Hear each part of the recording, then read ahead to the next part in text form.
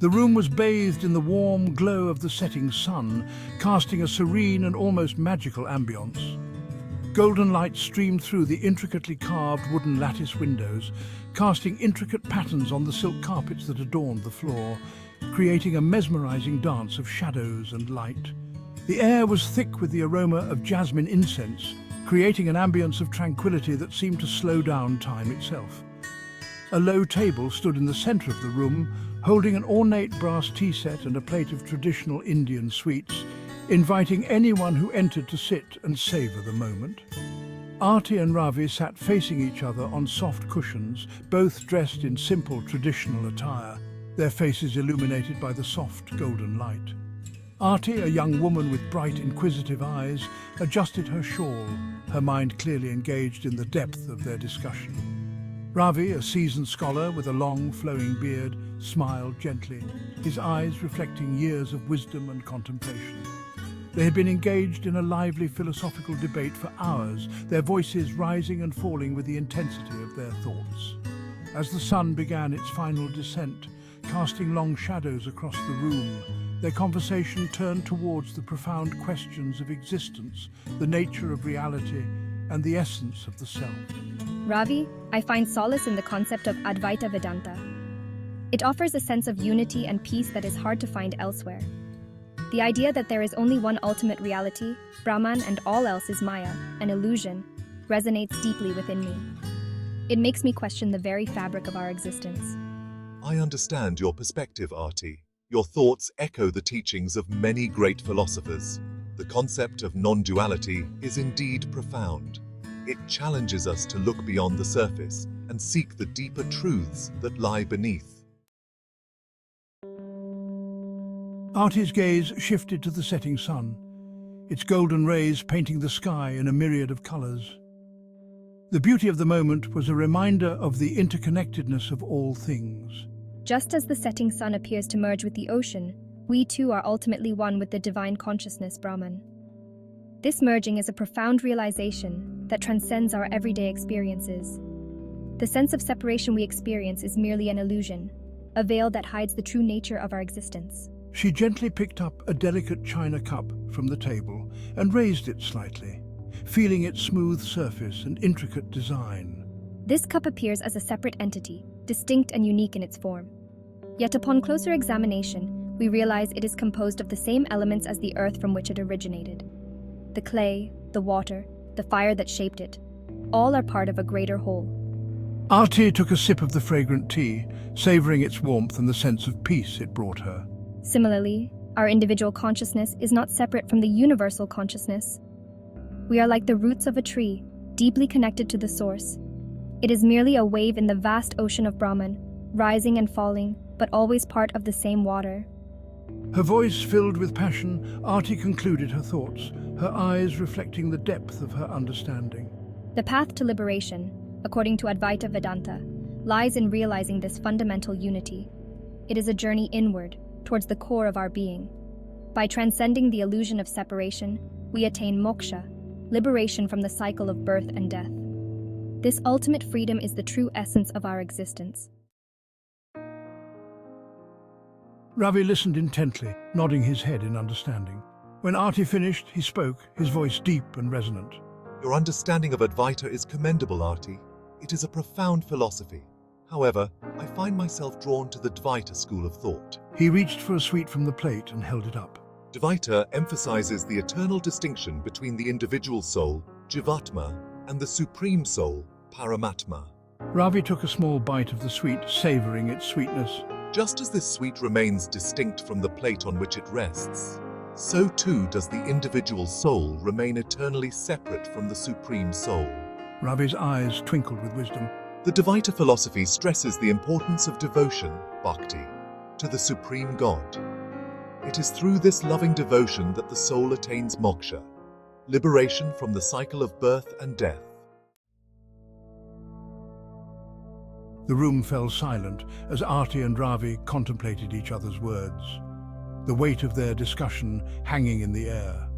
The only sound was the gentle crackling of the incense stick as it slowly burned, its fragrant smoke curling upwards, adding to the room's serene atmosphere. Your perspective is intriguing, Ravi. It challenges many of my long-held beliefs. But how can we reconcile the idea of an eternal distinction between the soul and God with the concept of unity that pervades the universe? This unity seems to be a fundamental truth. The distinction is not one of essence, but of existence. It's a nuanced difference that many overlook. The individual soul, while a spark of the divine, remains eternally a part of the divine, not the divine itself. This subtle distinction is crucial. Arti, her brow furrowed in thought, countered, trying to grasp the depth of Ravi's argument. But if we are all part of the same divine essence, how can there be true separation? Isn't this separation just a construct of our minds? Is it not more accurate to perceive this distinction as an illusion, a product of our limited human perception? Our senses often deceive us. Ravi smiled gently, understanding the complexity of Arti's thoughts. The world of appearances can be deceiving, Arti. What we see is not always the full picture. Dvaita does not deny the interconnectedness of all things. It acknowledges the intricate web of existence. It simply posits that within this unity, there exists an eternal duality, the lover and the beloved, the devotee and the divine. This duality enriches the experience of existence. Section 5. The significance of personal devotion. The debate continued late into the evening. Arti and Ravi delved deeper into the nuances of their respective philosophical viewpoints. They explored the implications of non-duality versus duality on the understanding of the self, the universe, and the nature of liberation. For me, the path to moksha lies in transcending the limitations of the ego, the sense of I and mine, and realizing our inherent oneness with Brahman. While I respect your perspective, Arti, I believe that true liberation comes through surrendering to a personal God, recognizing our dependence on a higher power, and cultivating a loving relationship with the divine. Arti nodded thoughtfully. I appreciate your emphasis on devotion, Ravi. Perhaps in the end, both paths lead to the same destination, just as different rivers ultimately merge into the vast ocean. Section 6. Karma and Reincarnation. The cycle of action and consequence. The conversation flowed seamlessly from the nature of reality to the concepts of karma and reincarnation. Both Advaita and Dvaita philosophies acknowledge the law of karma, where every action generates a corresponding reaction, shaping our present and future lives. Karma binds us to the cycle of birth and death. It is through right action, selfless service, and the cultivation of virtues that we can purify our karma and eventually attain liberation. Indeed, karma plays a crucial role in our spiritual evolution. However, it is through God's grace, earned through sincere devotion and surrender, that we can ultimately break free from this cycle. They both agreed that understanding karma and reincarnation fosters a sense of moral responsibility. It encourages individuals to live ethically, knowing that their actions have consequences, not just in this life, but also in future lifetimes. Section 7. Moksha, the ultimate liberation. Moksha, in the Advaita tradition, is not an event but a realization, the realization of our true nature as pure consciousness, one with Brahman. In Dvaita, moksha is attaining the abode of God, residing in eternal bliss, and serving the divine with love and devotion. Despite their differing interpretations of moksha, both Arti and Ravi agreed that it represents the ultimate freedom from suffering, ignorance, and the limitations of the material world. Section 8. Diverse paths, shared destination. It seems that while our chosen paths may differ, our ultimate destination remains the same: the pursuit of truth, the realization of our true nature, and the attainment of liberation. Indeed, Arti, just as there are many rivers that flow into the ocean, there are many paths that lead to the divine. The beauty of Indian philosophy lies in its acceptance of this diversity. They both smiled, acknowledging the richness and depth of their shared philosophical heritage. Section 9. A toast to wisdom and enlightenment.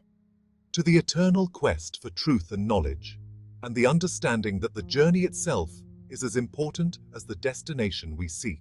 As they sipped their tea, savoring each moment, A comfortable silence fell over the room, enveloping everyone. The air was thick with a sense of shared understanding and mutual respect binding them together. Section 10. Conclusion. The enduring legacy.